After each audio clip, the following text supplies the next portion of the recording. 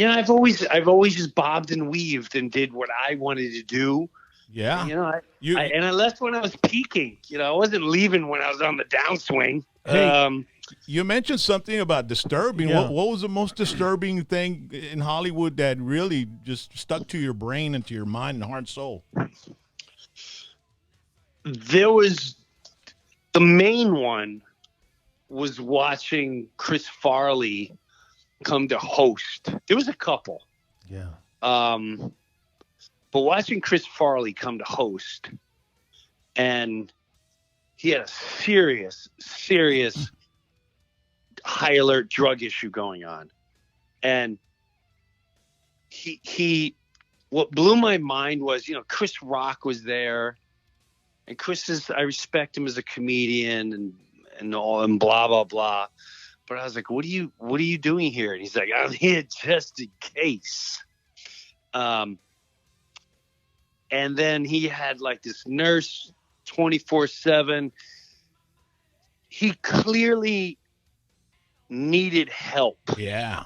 It was beyond obvious. They had a 24-hour nurse, and it was already a stockpile of, is anyone going to step forward and say, what are we doing this for? A rating?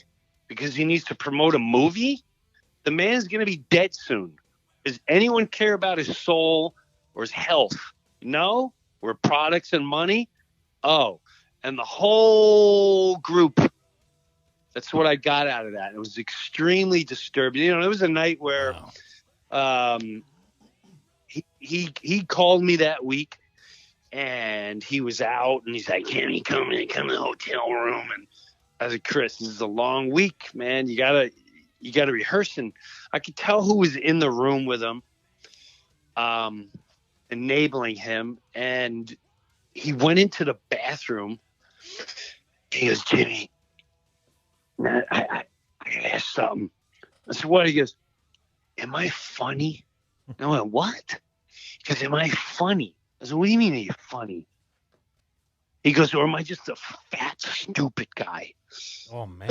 And I spent 20 minutes to a half hour trying to talk him off a ledge and what I heard about him as a person and blah, blah, blah. And he goes, girls don't like me. I have to get hookers, and I'm just fat and stupid. I went, no, you're not. No, you're not. And I'll never forget the next day, we went and did a read through. And they brought in some new writers just to write for him. And every sketch was a fat, stupid guy, which, whatever, that's what he sold. And there was a point where he was doing the readings, and a huge, like the size of half my pinky, blood vessel, coke or heroin, whatever it was, came flying out of his nose and bounced. The reason why I laugh is just, it was the craziest thing I've seen. And he just scooped it up, continuing reading and acting out, and they put it back in his pocket. And the whole room watched this. Wow. And again, you think at some point someone would have said, we can't, what are we doing? We got to save this guy.